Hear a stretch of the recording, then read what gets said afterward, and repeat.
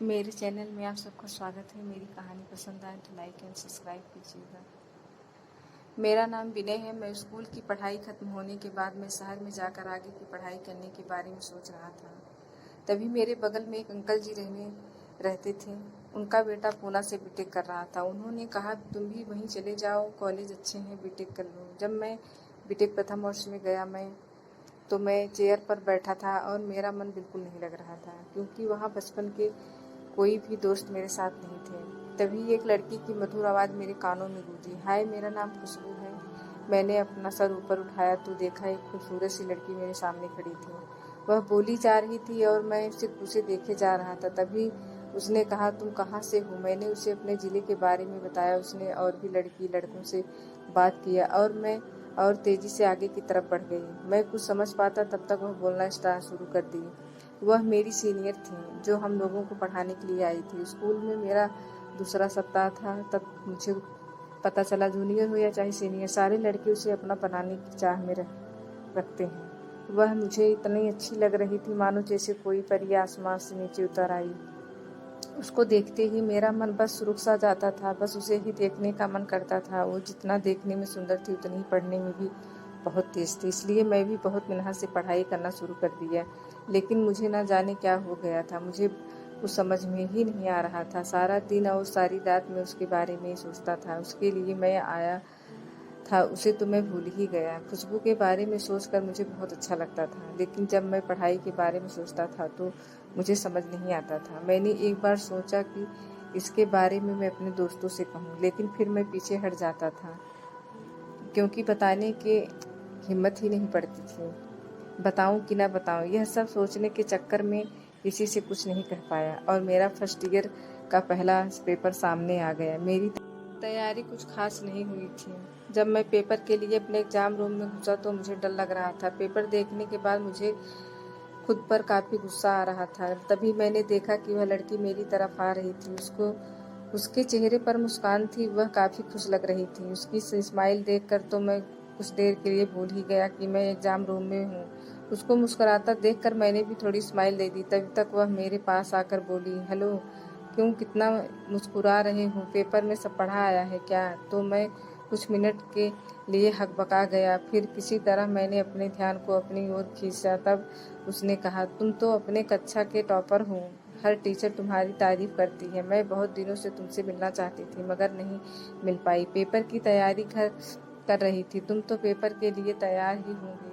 मैंने हिचकते हुए कहा, हाँ हाँ, मैं पेपर के लिए तैयार हूँ। इस पर खुशबू ने कहा, बहुत अच्छा। इसके बाद अपनी चेयर पर बैठ गई। तब से मैं उसको ही देखे जा रहा था। मुझे प्रश्न कुछ समझ नहीं आ रहा था और मैं पागलों की तरह उसी के बारे में सोचे जा रहा था। मैं उस लड़की के बारे में सोच रहा था। इसी तरह से पेपर का 1 घंटा समय निकल गया और मैं बैठकर पेपर को उलट पलट रहा था। तभी उसने मुझे आवाज़ दी है। मुझे उसकी आवाज़ सुनकर ऐसा लगा मानो पेपर हल हो गया। अब मैं पीछे देखने लगा। मैं सोचने लगा, जिसे पाने के लिए पूरा कॉलेज परेशान हुआ, खुद मुझे पेपर के बारे में पूछ रही है। मेरा मन 7वें आसमान पर पहुंच गया था। तब क्लास में दूसरे टीचर की एंट्री हुई और उन्होंने कहा, तुम्हारा ध्यान कहाँ है? अब मैं ज़मीन पर आकर गिरा और कॉपी लिखनी शुरू कर दी। अब तक तुमने कुछ भी नहीं लिखा है। अब मैं उसे कैसे बताऊं कि मैं क्यों नहीं लिख रहा हूं? तो फिर से वह लड़की बोली, अगर पेपर में कोई सवाल नहीं समझ आ रहा हो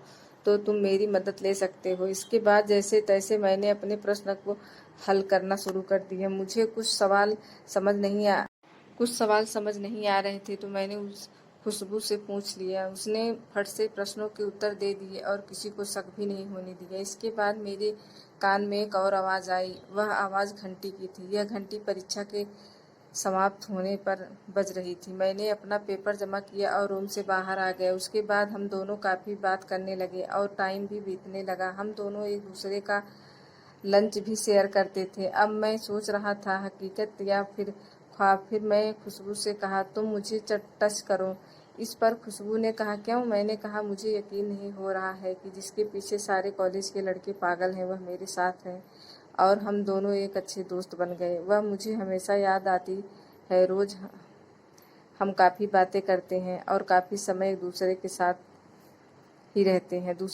हमारे पेपर का परिणाम आया और रिजल्ट देखकर मुझे मेरी आंखों पर भरोसा ही नहीं हो रहा था, क्योंकि इस बार सबसे ज़्यादा मेरा नंबर था। मेरे अच्छे नंबर के नंबर की वजह भी खुशबू थी। इसी तरह समय बीतता गया और उसका लास्ट सेमेस्टर खत्म हो गया और वह तैयारी करने के लिए चली गई। अभी मेरा 1 साल बचा था, मगर मेरा मन उसके बिना एकदम बेचैन रहता था। तब बात होती थी, मगर उसे देखने की बहुत इच्छा होती थी। कभी कभी तो ऐसे लगता था कि मैं उसके बिना जी ही नहीं पाऊंगा, मगर वह मुझे अपना अच्छा दोस्त मानती थी, इसीलिए मैं उसे कभी कुछ कह भी नहीं पाया।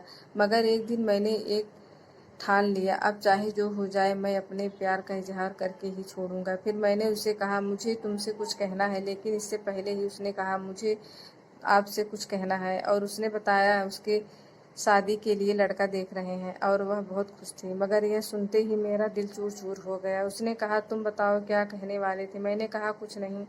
और थोड़े टाइम बाद मैंने फ़ोन रख दिया और मैं बहुत रोया।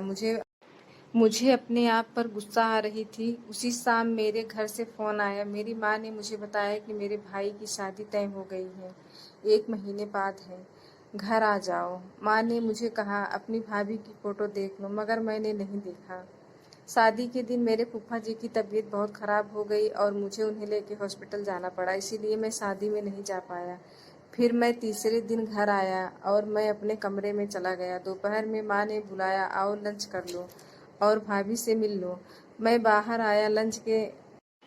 लंच के टेबल पर देखते ही मेरे होश उड़ गए, क्योंकि भैया के बगल में खुशबू बैठी थी। वह मुझे देख रही थी और मैं उसे।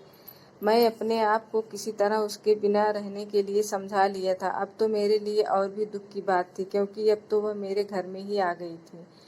उसका और मेरा कमरा आमने सामने ही था। रात को जब वह भैया के साथ कमरे में गई, थोड़े टाइम बाद उसके कमरे से सिसकने की आवाज़ सुनकर मैं तड़प उठा था। मैंने माँ से कहा, मुझे दूसरा कमरा दे दूँ। यह बात खुशबू की कानों तक पहुँच गई। उसने मुझे मैसेज किया, क्या हुआ, कमरा क्यों चेंज कर रहे हो। घर में किसी को नहीं पता था कि हम दोनों एक दूसरे को पहले से जानते हैं। मैंने कहा, कुछ नहीं, बस यूं ही। इसी तरह 6 महीने बीत गए। होली के टाइम मैं घर आया। खुशबू की घर में पहली होली थी। अपने कमरे में था, तभी खुशबू मेरे कमरे में रंग लगाने आई। थोड़े भांग के नशे में था। उसे इतना करीब देखकर मैं भूल ही गया वह मेरी भाभी है। मैंने उसे कसकर अपनी बाहों में जकड़ लिया और मैंने उसे सारी बातें कर डाली जो कहने से मैं डर रहा था। तभी माँ ने खुशबू को आवाज़ दिया। वह अपना बाल बनाते पल्लू संभालते बाहर निकल गई। भांग का नशा उतरने पर मैं बहुत पछताया और जब भी मैं खुशबू को देखता था मेरी निगाहें झुक जाती थीं। शादी के 1 महीने बाद भैया विदेश चले गए, क्योंकि वह वहीं पर जॉब करते थे। एक दिन मेरे बाथरूम का शावर खराब हो गया। माँ ने कहा, खुशबू नहा चुकी होगी, तुम जाकर उसके बाथरूम में नहा लो।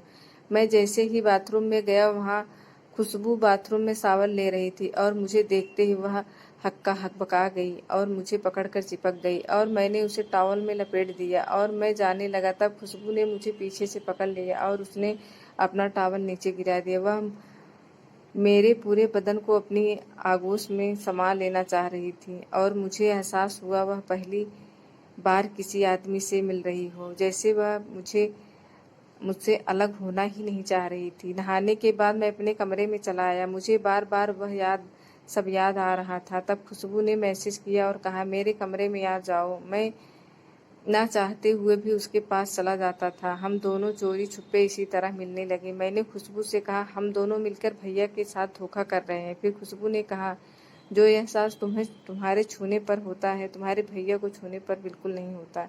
जब तुमने मुझे पहली बार अपनी बाहों में भरा था, उस दिन मुझे एहसास हुआ मैं तुम्हें बहुत प्यार करती हूँ। तुम्हारे भैया को कुछ पता नहीं चलेगा। मैं कुछ बोलता इसके पहले ही खुशबू ने बताया कि तुम्हारे भैया को मैं नहीं बल्कि लड़के पसंद हैं। उन्होंने तो मुझे हाथ तक नहीं लगाया और मेरे सामने ही लड़कों से बात करते थे। शादी के दूसरे दिन मुझे पता चला मैं तो जाने वाली थी।